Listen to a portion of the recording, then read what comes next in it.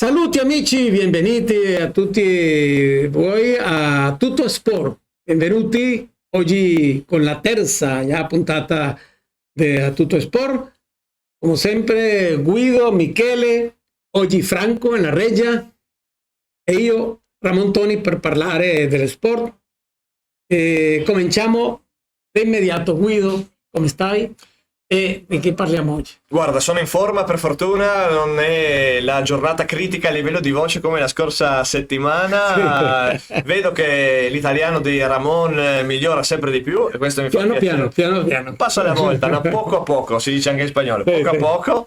E grazie come sempre a Michele per l'ospitalità. Diciamo che starei meglio con una Triestina con qualche punto in più in classifica, però adesso analizzeremo con calma i perché di questo avvio in parte sfortunato e in parte deludente, ma se sei d'accordo io aprirei invece con la grande vetrina delle nazionali Under 17 a Trieste. Anche prima ricordiamo di iscriversi al nostro YouTube, iscrivetevi para que este proyecto siga cada giorno su, e así que li invitiamo a iscriversi in YouTube. Anche perché siamo molto social, Instagram, Facebook, YouTube, quindi iscrivetevi e Michele, grazie come sempre per la tua ospitalità, sempre qui abbracciati dalle maglie alla bardata, è sempre un piacere parlare davanti a un microfono. Ormai terza puntata, vorrei partire con Matteo, secondo me con la medaglia io olimpica. Farei un applauso grande. Sicuramente lo avremo anche qua, no? Sarà invitato e quindi avremo un special della trasmissione con Matteo che ci racconterà un po' le sue emozioni a Parigi. Che dire, delusione certamente sì, però sapete benissimo che io sono sempre positivo e ottimista, quindi chiudiamo la parentesi, diciamo, della partita di domenica, partita che il primo tempo sinceramente la squadra ha cercato di fare il gol, di passare in vantaggio, ma dopo quei pochi minuti abbiamo preso subito il gol e quello sicuramente avrà condizionato. Che dire, abbiamo difficoltà in attacco e questo si vede, comunque mancando tre nazionali, infortuni, non siamo ancora la squadra top che dovrebbe scendere in campo. Attendiamo con fiducia e domenica anche sarà una partita importante e vedremo se la squadra riuscirà a reagire dando un po' di felicità a noi tifosi. Ricordare che qua in Capriccio la vendita di... Sì, noi abbiamo iniziato oggi come l'altra settimana dalle 9:30 alle 13:30 e dalle 16:30 alle 19:30 biglietteria aperta e sabato dalle 9 alle 13. Devo dare un appunto, domenica quando sono andato al stadio c'era tantissima fila ai botteghini. Purtroppo per fare un biglietto non è più come una volta, staccavi il tagliando e lo davi. Purtroppo c'è stare minimo un minuto, se uno è bravo, per fare il biglietto. Quindi quando ti trovi con 300 persone in biglietteria, fate voi i conti. Quindi venite nella prevendita, sia in sede sia qua da noi, vi aspettiamo e mi raccomando non molliamo la squadra, ottimismo. Abbiamo parlato al comincio sobre la Under 17 che ha giocato qua, la nazionale delle più grandi che ha vinto anche, parliamo un po' di questo. Assolutamente, sai cosa mi piace di questo programma? Che è nato spontaneamente quest'estate e siamo tre amici parlando di sport. Tre amici veramente al bar in questo caso, no? Proprio, anziché quattro siamo tre e in questa spontaneità è bello che due siamo giornalisti, perché Ramon sapete giornalista venezuelano, io giornalista qui nato e cresciuto in Italia, ma è bello perché Michele fa l'editoriale invece, fa questa apertura, l'editoriale tipico del giornali, quindi è bellissimo che alla fine l'intervento di Michele è come un editoriale, no? Quindi proprio bello. Detto questo, prima di arrivare alla Triestina, l'Under 17 mi fa riflettere tanto. Al Rocco abbiamo visto 4 nazionali che saranno grandi protagoniste, forse la Svizzera un po' meno, dei prossimi anni, perché quando sono Under 17 già inizia a intravedere qualche talento, i Tonali del domani, e quindi la Spagna in particolare, io sono certo che abbiamo visto quelli che magari in futuro tra 7, 8, 10 anni saranno i campioni d'Europa, i campioni del mondo. Il calcio spagnolo anda in un momento bellissimo, ma attenzione ai nostri azzurri, noi a livello di nazionale giovanile vinciamo tantissimo con l'Under 19, con l'Under 17, quindi i nostri giovani italiani li abbiamo, ci sono, e sta poi ai club la responsabilità di valorizzarli. Però ecco, questo è un messaggio che voglio dare. Dobbiamo cercare di essere ottimisti, perché gli azzurrini sono bravi, sono forti, hanno fatto bene, sono arrivati secondi, la Spagna era difficile da battere, in attacco sono fortissimi, però insomma sono i campioni europei, i nostri Under 17 3 mesi fa. Adesso è cambiato gruppo, chiaramente sono quelli che erano 15enni, 16enni, adesso hanno un biennio di Under 17, però abbiamo giocatori validi, quindi una bella vetrina. Complimenti alla Spagna, all'Italia, al Portogallo e alla Svizzera, e per fortuna uno stadio Rocco con più di 1000 persone. Questa volta hanno risposto anche le società dilettantistiche. Portate i ragazzi allo stadio quando ci sono questi eventi, portateli a capire cos'è la maglia azzurra, portateli, perché veramente si impara tanto anche da tornei come questi. Parlare un po' también que habíamos tenido 2 partite che ha vinto la azzurra già delle più grandi. Creo che molto tempo passava che no celebravamo 2 partite vincendo, e credo che bastante bene, no? Beh, poi Michele sa benissimo come interpretiamo noi, e lui anche lui ha visto più mondiali di me. Sai, vincere in Francia, vincere in casa loro così 3-1, Michele. Parigi champagne per noi.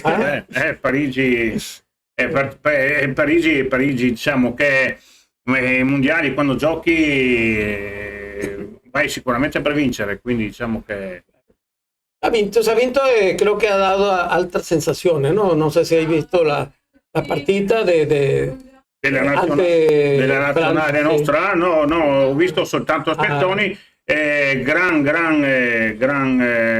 gol tra Tonali e De Marco, sinceramente fantastico. A me in particolare mi è piaciuto, penso che era da anni che non vedevo un gol mi è piaciuto dopo della para che ha tenuto Tonali. Ya sappiamo per le problemi. Sì, le squalifiche. Mi è piaciuto il gioco di Tonali, andava abbastanza bene. Ma Tonali è forte, fortissimo, e questo non si discute. Mi ricordo quando aveva giocato qui l'Under 21 anni fa a Trieste, già si vedeva il campione che era. Poi chiaramente, sai, questo è un mondo dove tutti sono giustizialisti. Indubbiamente ha commesso un grave errore, è stato punito, però io sono sempre per l'idea che tutti meritano una seconda chance, una seconda occasione. Sono ragazzi giovani, spesso la fama fa male oggettivamente, quindi mai condannare al primo colpo una persona. Quindi bene così, bene l'Italia, bene questo doppio successo a Parigi, perché anche animicamente è proprio importante. E poi quello di Matteo, quello di un triestino che riporta una medaglia d'oro nella nostra città nel tennis tavolo, e Matteo sarà nostro ospite, sarà uno spettacolo vero. Ora entriamo già al tema della Triestina. 3 partite, una vinta, 2 no.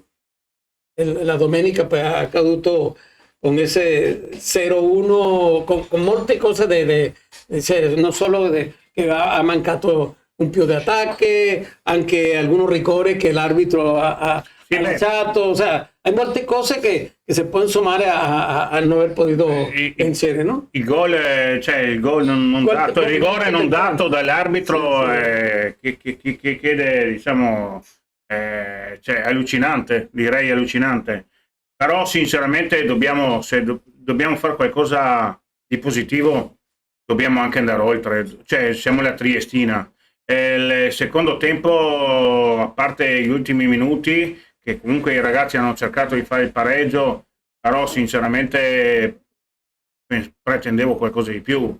Cioè, siamo in Serie C, non possiamo giocare di fioretto, come si dice, ma dobbiamo essere dei guerrieri. Ogni partita in Serie C è una battaglia, quindi se non vai con quella cattiveria, con quella mentalità, queste partite le perderai sempre. Quindi dobbiamo cambiare, secondo me, mentalità che il mister sta cercando, perché ricordiamo sempre che abbiamo cambiato completamente il tipo di gioco, quindi dobbiamo avere sicuramente pazienza, però la cattiveria quella deve esserci sempre, non possiamo essere... Sì. Guido, quello nella tua partita, il gol incontra cominciando la partita, un po' di distrazione che ha detto l'allenatore, che pensi tu di ricevere il gol nei primi minuti? No? Beh, l'allenatore si sarebbe mangiato i protagonisti di quell'errore, perché è venuto con molta onestà in sala stampa a criticare i suoi ragazzi. Uno ha fatto il passo in avanti, uno ha fatto il passo indietro, nessuno ha accorciato e siamo andati in svantaggio dopo 46 secondi. Ora non lo so se addirittura sia il gol più veloce subito nella storia della Triestina, da quello fatto ce n'è uno recentissimo di Giorico dopo 11 secondi subito, fatico a ricordarne uno così presto, quindi se li sarebbe mangiati vivi i suoi ragazzi, l'allenatore. Parto però un po' più indietro da un ragionamento che un allenatore fa sempre.